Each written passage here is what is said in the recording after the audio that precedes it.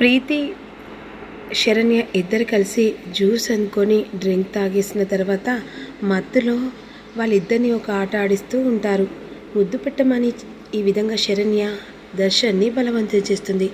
ఆనంద భైరవికి శరణ్య గట్టిగా అరుపులు వినబడతాయి. వెంటనే దర్శన్ దగ్గరికి వచ్చి అడిగేసరికి, అబ్బే నువ్వు ఏ పిలుపు విన్నావమ్మా? ఎవరు అరవలేదు, అదిగో చూడు శరణ్య పడుకుంది అనేసరికి, ఓ భ్రమ ఏమన్నా కావచ్చేమ్రా, సరే అమ్మా గుడ్ నైట్, నిద్ర వస్తుందని లోపలికి వెళ్తాడు. అప్పుడు వెంటనే శరణ్య బెడ్ మించి లేసి, నువ్వు చెప్పినట్టు చేశాను కదా, ఇప్పుడు నాకు ముద్దు పెట్టు అని ఈ విధంగా గొడవ చేస్తుంది. గట్టిగా అరవకు, మళ్ళీ అమ్మ వస్తుంది, మరి ముద్దు పెట్టు, అయితే గట్టిగా అరవ అని అన్న తర్వాత వెంటనే దర్శన్ ఇక శరణ్యకు ముద్దు పెడతాడు.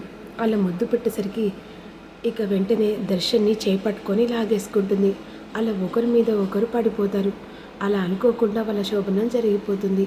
ఈలోపు వెంటనే ఇక తెల్లారేసరికి ఈ ఒక్కసారిగా సమీర చూసి షాక్ అయిపోతుంది. ఒకరి బెడ్ మీద ఒకరు పడుకునేసరికి షాక్లో ఉండిపోతుంది. ఇక మరోవైపు ఆనంద భైరవి సీతమ్మను కిడ్నాప్ చేసింది అనన్య అని సీతమ్మ చెప్పేస్తుంది కదా. ఈలోపు నేరుగా అనన్య దగ్గరికి వెళ్తుంది. అనన్య దగ్గరికి వెళ్ళి దాని జుట్టు పట్టుకొని లాక్కరావాలని చెప్పేసి ఇంటికి తీసుకొని వస్తుంది. ఏంటి, ఎందుకు వచ్చి నన్ను బలవంతంగా లాక్కెళ్ళి వస్తున్నావు? నీ భరతం పట్టడానికే ఏం మాట్లాడుతున్నావు?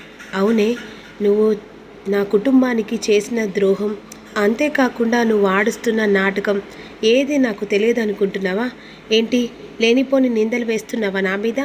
లేదే, నిజాన్ని బయట పెట్టడానికి నిన్ను ఇక్కడి నుంచి బలవంతంగా ఇంటికి తీసుకెళ్తున్నానే. నిజం చెప్పేయడానికి పెద్ద కష్టమేం కాదు, అరక్షణం పట్టది నీతో నిజం చెప్పించి నేను స్టేషన్లో లైఫ్ లాంగ్ బయటికి రానివ్వకుండా చేయడానికి. కానీ ఒక సాటి ఆడపిల్ల కదా అని ఆలోచిస్తున్నానే. కానీ నీ రాక్షసత్వం, మూర్ఖత్వం ఒక జీవితాన్ని బలి చేయడానికి కాదే. అసలు ఎందుకు బతుకుతున్నావే భూమి మీద అన్నట్టు మాట్లాడుతుంది. ఏంటి లేనిపోని నిందలు వేస్తున్నావే ఏంది అని ఈ విధంగా కాంచన అంటుంది. దీనికి తోడు నువ్వు వత్తసు పలుకుతూ నువ్వు చెడగొడిపోకుండా దాన్ని కూడా చెడగొడుతున్నావు అని విధంగా వెంటనే అన్నని లాక్కొని ఇంటికి తీసుకొని వస్తుంది. ఈలోపు అందరూ భోజనం చేస్తూ ఉంటారు. ఆ సమయంలో దీన్ని ఎందుకు తీసుకొచ్చావు పిన్ని? ఇది పెద్ద రాక్షసి, ఇది ఇంట్లో అడుగు పెట్టడం ఇక ఇంటంతా గాలి ద్వారంతో సోకుతుంది. ఇలాంటి పాపాత్మరాలు ఇంట్లో అడుగు పెడితే అది అపచారం, అపశకనం కూడా అని రోహిత్ అంటాడు. దీంతో పనుంది నాన్న, దీన్ని ఊరికే తీసుకురాలేదు. దీని వెనకాల ఏ నాటకం ఆడుతుందో, దీని ద్వారా ఎంతమంది కుటుంబాలు ముక్కలు కానుందో, అందుకే దీన్ని ఇక్కడికి తీసుకొచ్చాను. దీన్ని మామూలుగా తీసుకొచ్చింది 4 ముక్కలు చెప్పి మంచి మాటలు చెప్పి బయటికి పంపించడానికి కాదు, దీనికి సరైన గుణపాఠం చెప్పడానికే తీసుకొచ్చాను. ఏంటే, అసలు నా తల్లిని కిడ్నాప్ చేసే నీకు రైట్స్ అధికారం ఎలా వచ్చాయి? ఆనంద భైరవి తల్లిని కిడ్నాప్ చేస్తావా? అంతేకాకుండా ఎవ్వరు లేరని చెప్పేసి మా అమ్మను చిత్రహింసలు పెడతావు. నీకు విడాకులు ఇక ఇస్తే అక్కడ నువ్వు ఇంట్లో అడుగు పెట్టాలని పెత్తనం చేయాలనుకుంటున్నావా? అసలు ఇదంతటి కారణం ప్రతి ఒక్కటి మూలం నువ్వే అని తెలిసే. అంతేకాదు, నువ్వు ప్రతి ఒక్క అడుగు వెనకాల నీ గుట్టు, నీ తెలుసుకోలేనంత అమాయకత్వాన్ని. కానీ ఒక్క నిమిషం ఆగవే, ఏ సౌమ్య అని గట్టిగా పిలుస్తుంది. ఇదేంటి ఈ మేడం నన్ను పిలుస్తుంది? కొంపదీసి నిజం తెలిసిపోయిందా? ఉన్నావా? పిలుస్తుంటే వినిపించట్లేదా? వస్తున్నాను మేడం. అదేంటి అత్తయ్య సౌమ్యని ఎందుకు పిలుస్తుంది? నిజం తెలిసిపోయిందా అనే విధంగా శరణ్య అనుకుంటుంది. ఏంటి మేడం అనేసరికి వెంటనే ఆనంద సౌమ్య చెంప పగలు కొడుతుంది. ఏంటి మేడం, ఎందుకు నన్ను కొట్టారు? నేనే తప్పు చేశాను? తప్పున్నారా? నువ్వు ఏం చేశావో నీకు తెలియదా? నువ్వు ఎందుకు శరణ్యను ప్రతిసారి బ్లాక్మెయిల్ చేస్తున్నావో నీకు తెలియదా? ఏం తెలియదు, ఇక నా కోడల్ని బ్లాక్మెయిల్ చేస్తే పడి ఉంటుందని చెప్పేసి అనుకుంటున్నావా? ప్రతి ఒక్కటి తెలుసు. నేను ఇందాక ఇంట్లో ఉంచింది కారణం ఏంటంటే నీ బయోడేటా తెలుసుకోవడానికే ఈ ఇంట్లో ఉండనిచ్చాను. అసలు నువ్వు ఎవరివే అని నీకు మాత్రమే తెలుసు. నువ్వు యువతివో కూడా నాకు బాగా తెలుసు. నువ్వు మొహాన్ని చేంజ్ చేసుకుంటే ఇక కనిపెట్టలేనంత అమాయకత్వాన్ని కాదు అనేసరికి దర్శన్ శరణ్య ఒకరి ముఖాలు ఒకరు చూసుకుంటారు. ఏంటి నిజం బయటపడిందని కంగారు పడుతున్నావా? కంగారు పడాల్సిందే, ఎందుకంటే దీని పక్క నుండి నువ్వు నాటకం ఆడడం, ఆ నాటకంలో ఇది భాగస్వామి కావడం, ఆ తర్వాత నా ఇంట్లో అడుగు పెట్టడం, ఆ తర్వాత దర్శన్ని ట్రాప్ చేసి తనని బలాత్కారం చేశాడని ఒక వీడియో చూపించడం, ఆ తర్వాత శరణ్ను బ్లాక్మెయిల్ చేయడం, తన కుటుంబం కోసం అని చెప్పేసి ఆలోచించి ఈ విషయాన్ని బయట పెట్టలేక తనలో తనే బాధపడడం, ఈ విషయాలని నాకెలా తెలుసు అనుకుంటున్నావా? తెలిసే ఆ రోజు నువ్వు నా కోడల్ని బెదిరించినప్పుడే ఆ రోజు నీకు బుద్ధి చెప్తా అనుకున్నా. కానీ నిజాలన్నీ తెలిసిన తర్వాతనే నిన్ను ఇక్కడి నుంచి బయటికి గంటే ఛాన్స్ దొరకాలని ఇన్ని రోజులు ఓపిక పట్టానే. ఓసే సమీరా అనేసరికి అందరూ షాక్ అయిపోతారు. ఏంటత్తయ్య, ఇది సమీరనా? అవును, ఇది సమీరనే. మారు వేషంలో వచ్చి ఫేస్ని మొత్తం చేంజ్ చేసుకొని నా కొడుకును మళ్ళీ తను తిప్పుకొనడానికి వచ్చిన సమీర. ఏంటమ్మా ఏమంటున్నావు? అవునరా, ఇది సమీరనే.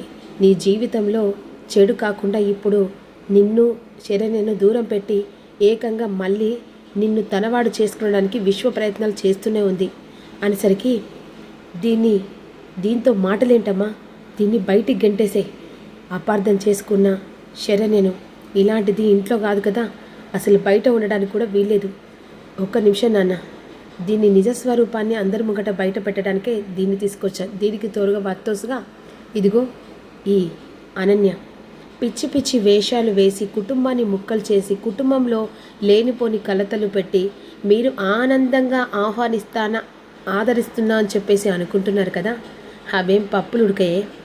ఎందుకంటే ఆనంద భైరవి ఉన్నంత వరకు ఆనంద నిలయాన్ని కూడా టచ్ చేయలేదు.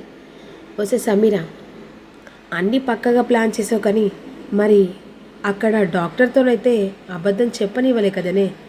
మరి ఆ డాక్టర్ నా డాక్టర్ అని మర్చిపోయావే. నీ వేస్ట్ సర్జరింగ్ చేసింది ఆ డాక్టర్ నా ఫ్రెండేని. తను కాల్ చేసి నీ బయోడేటా మొత్తం చెప్పింది.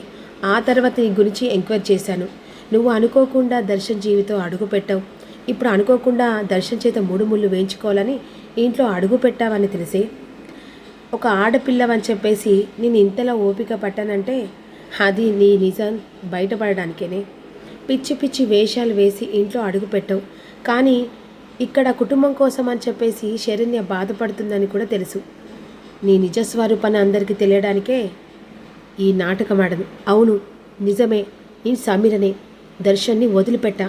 దర్శన్ చేత 3 ముళ్ళు వేసుకుంటా. అయినా దర్శన్ నన్ను ఇక తనకు వాడుకున్నాడు.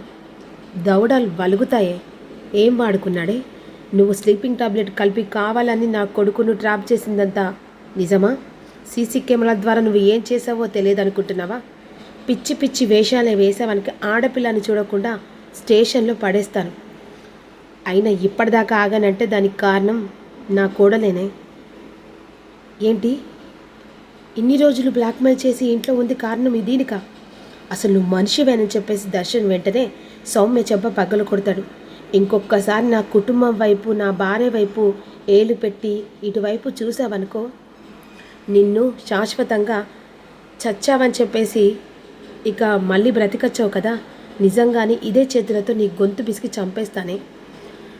ఇంకొకసారి నా కుటుంబం జోలికి వచ్చావంటే మర్యాద దక్కదే. దర్శన్, నువ్వు పొరపాటు పడుతున్నావు. నోర్మి పాపిస్తున్నా. నా ఇంట్లో అడుగు పెట్టింది కాకుండా నా భార్యని కూడా టార్చర్ పెట్టావా? అమ్మా, వీళ్ళిద్దరిని మెడలు పట్టుకొని బయటికి గంటే అంటే సరిపోతుందా? నేను ఇంటి కోడల్ని. ఏంటి ఇంటి కోడలువా? అసలు నీకు అర్హత ఉందా ఆ కోడలు అనే పదం పలకడానికి? వెంటనే సెక్యూరిటీని పిలిపిస్తుంది ఆనంద భైరవి. వీళ్ళిద్దరిని బయటికి గెంటే అనేసరికి వచ్చిన సెక్యూరిటీ గార్డు అటు సౌమ్యను కట్టుబట్టలతో ఇటు అనన్యకు బుద్ధి చెప్పడానికి బయటికి గెంటే చేస్తుంది. అటు సౌమ్య అనన్య పగపట్టిన పాముల్లాగా చూస్తూ ఉంటారు. ఏం జరుగుతుందో తెలుసుకుందాం.